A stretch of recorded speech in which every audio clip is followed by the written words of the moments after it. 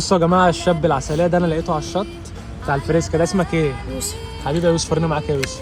فولية سودانية، فولية جوز هند، سمسمية، مسكوب بالعسل. مسكوب بالعسل، انت اللي عسل والله يا حبيبي.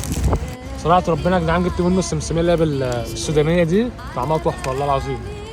مكانك فين يا جو؟ في المنظرة كلها. خلي بالكم يوسف معاه لغتين، معاه لغه ايطالي ولغه انجليزي، صح يا جو؟ اديهم كلمه ايطالي بقى قبل ما نقفل. سونا لونا بصيرة ما أي حاجة. السلام عليكم ورحمه الله وبركاته.